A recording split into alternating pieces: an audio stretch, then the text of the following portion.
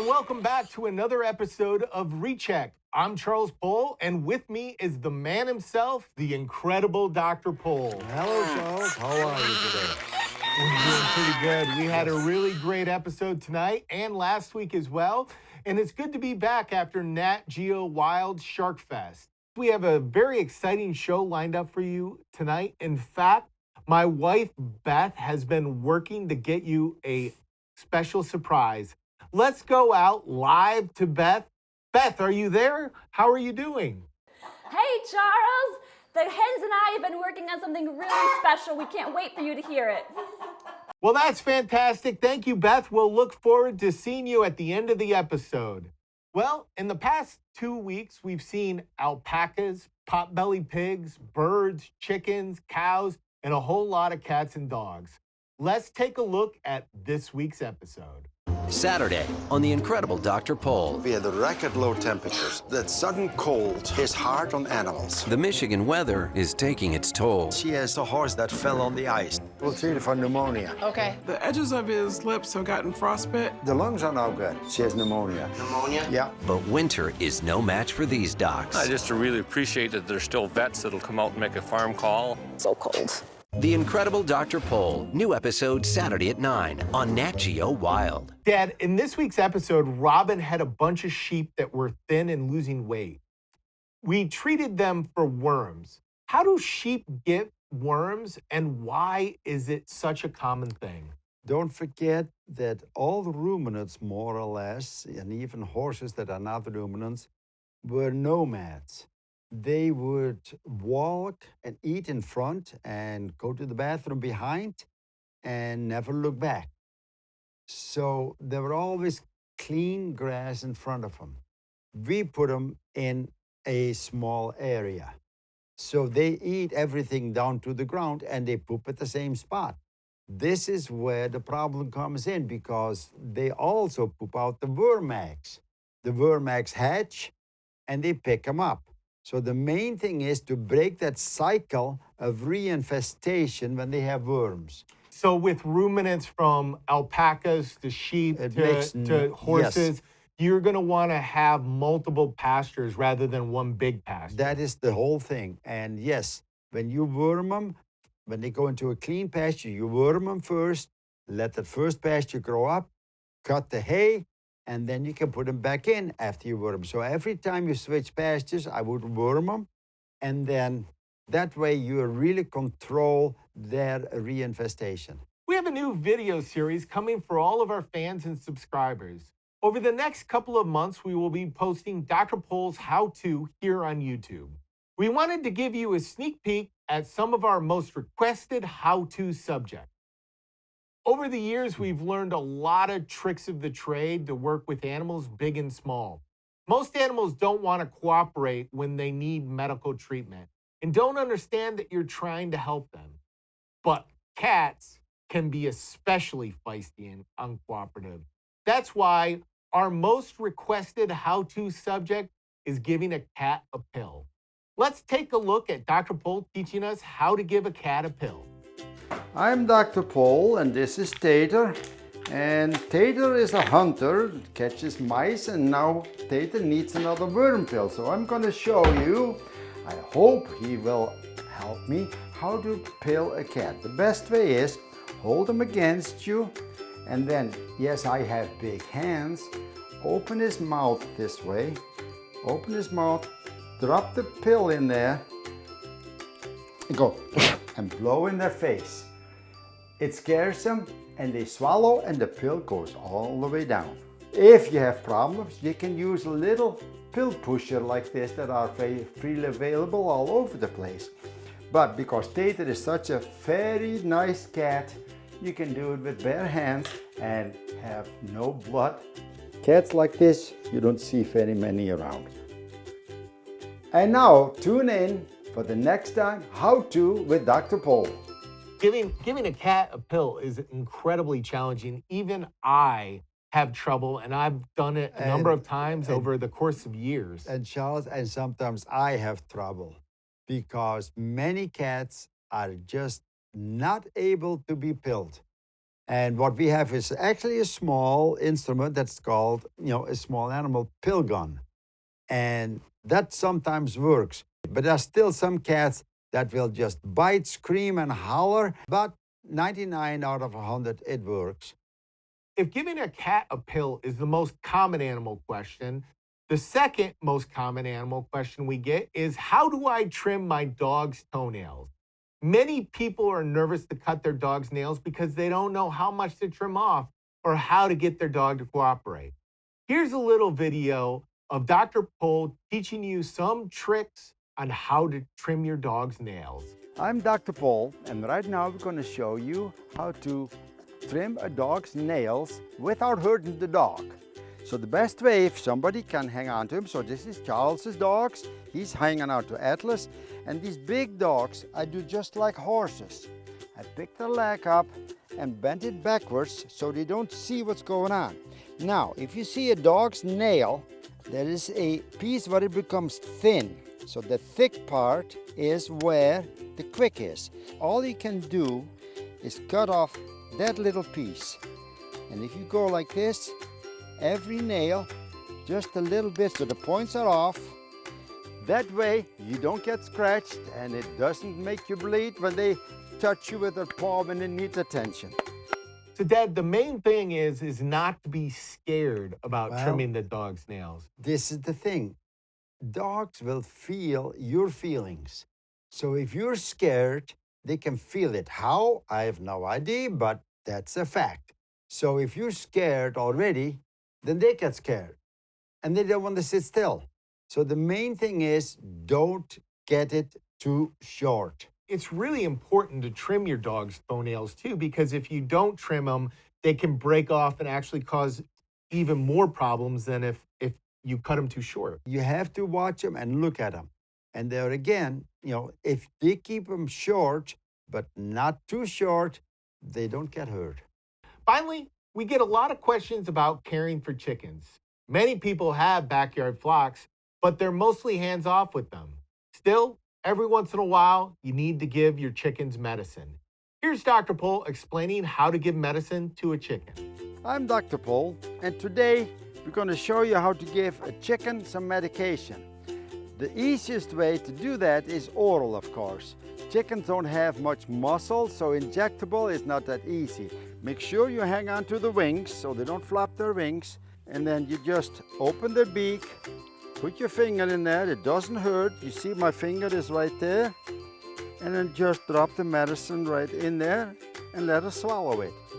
Thanks for joining us, and stay tuned for more how to do things with Dr. Pol. Giving medicine to a chicken is actually quite easy. Catching them might be the hardest part of the job. Yes, except when a chicken needs medicine, they usually are not that fast. And yes, you can easily catch them then. The other thing is, they have these, you can buy them at any farm store, these wires that you can hook a chicken leg. And that's how we were catching our chickens quite a bit too. It all depends how big the pen is. But yes, a wire with a hook at the end where you can snag a leg is sometimes very easy to catch a chicken that otherwise you cannot catch at all. That's it for this week's Dr. Pol's How To. Next up, we have one of the newest vets to join Pol Veterinary Services, Dr. Lisa Jones. She's joining us live from the clinic. Welcome, Dr. Lisa. Hello. Dr. Lisa, a big part of working at our practice is being on call for emergencies, both large and small animals. Can you tell us a little bit about how being on call works at the clinic? Sure. Yeah. When we lock up the clinic doors for the night, turn off all the lights, a lot of times the animals decide they aren't quite done for the day. So we all take turns making sure that there's somebody on hand to help out if somebody needs us. So anytime the phone rings, you never know what to expect. Right. Yeah. I mean, it could be anything from a cow that needs help calving, or a colicking horse, or a dog that gets injured, or maybe a sick cat. We really don't know. Dr. Pol, a lot of veterinary clinics don't accept after-hours emergencies. Can you tell us why you always felt the need to respond 24 hours a day, even when you were the only vet in the practice? Well, Charles, that is because when we started here 40 years ago, I was 80% dairy. And you cannot take a dairy cow that is trying to have a calf an hour or more down the road and have somebody else help you there. So it was always here. And yes, I have had some times where you have 3 or 4 hours sleep a night and just keep going.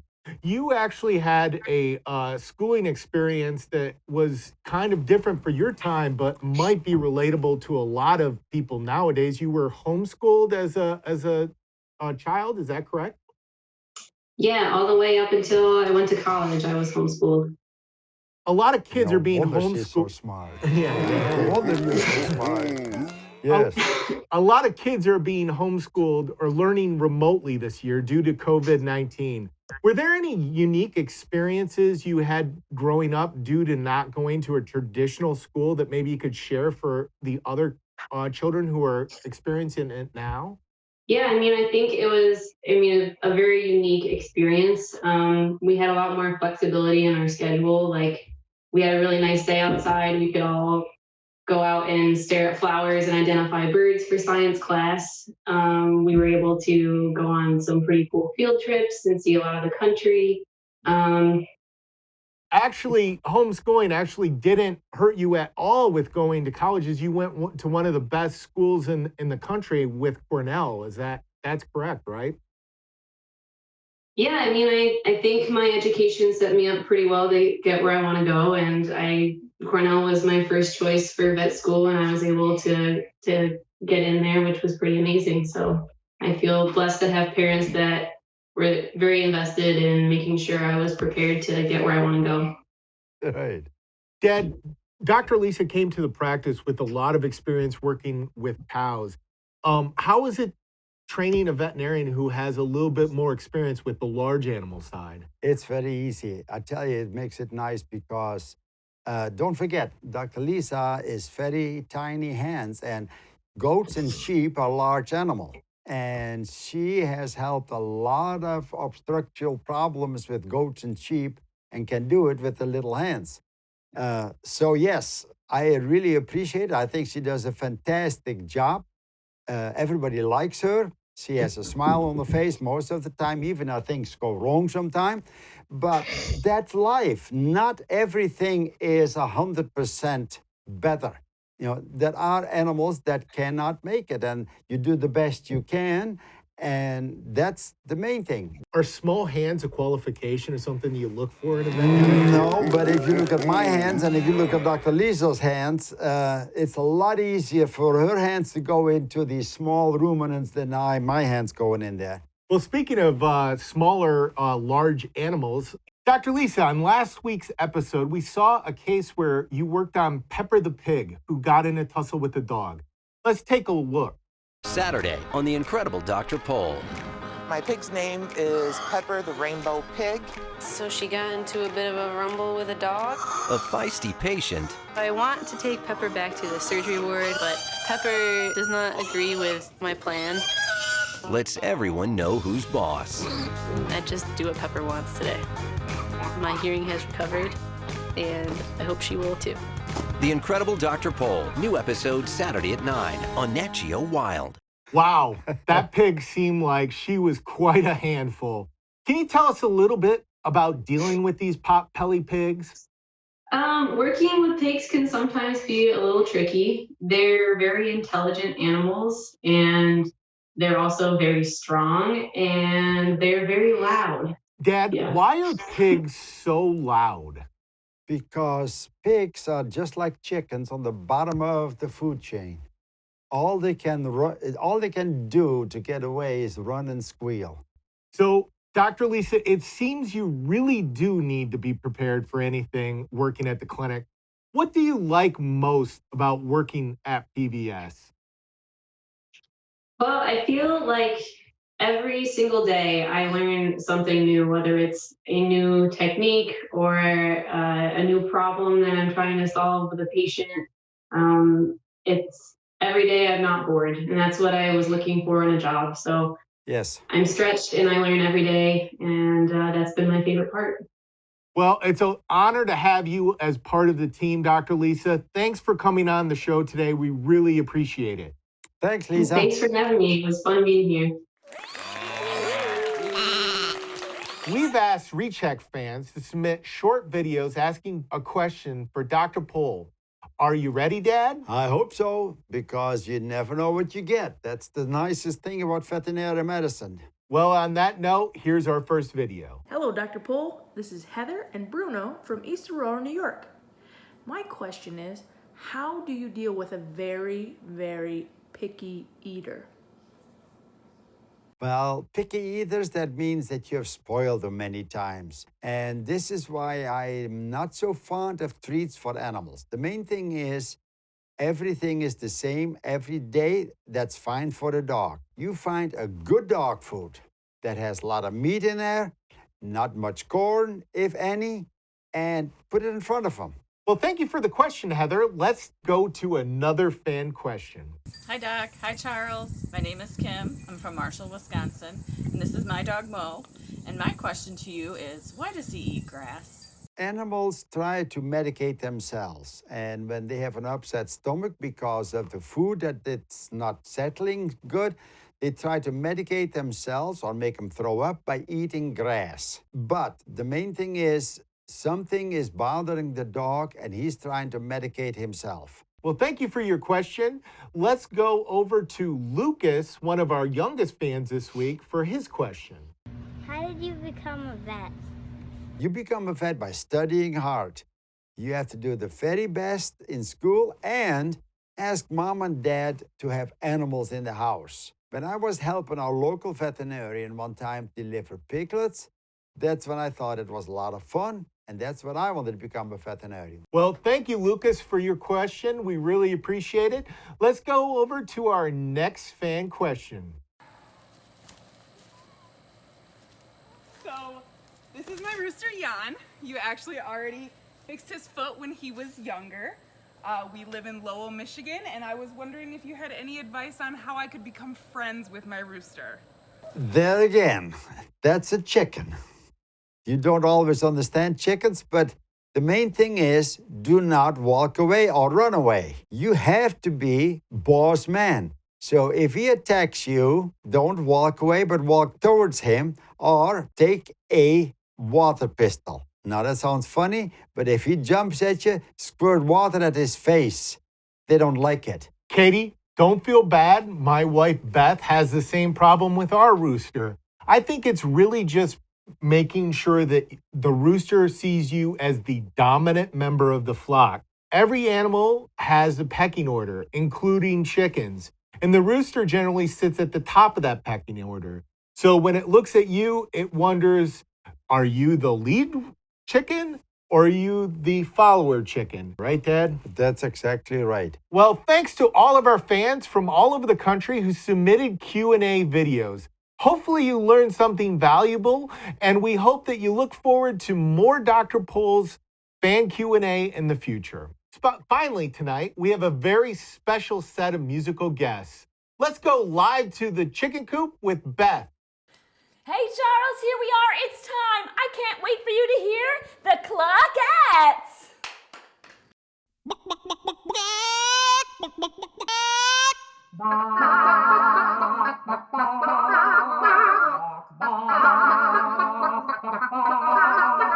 Mr. Foodman, bring us some meats.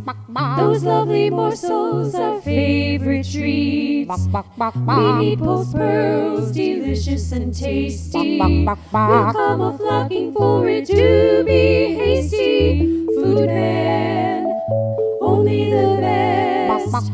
And eggs are sure to fill our nest. So please don't tease us, don't be mean.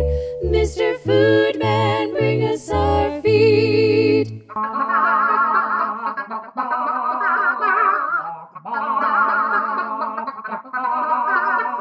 Mr. Foodman, bring us some meats. We love those pearls from our comes to our feet.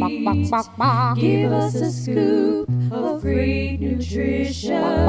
Your daily visits are our sole ambition. Foodman, more than a snack, a pile of heaven on which we can peck. So please don't tease us, don't be mean.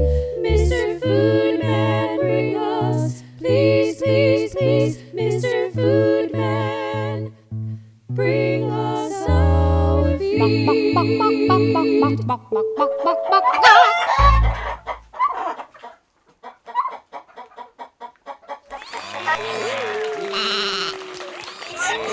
Thanks for watching, everybody. Good night. Good night. Thank you for watching. Tune in next time.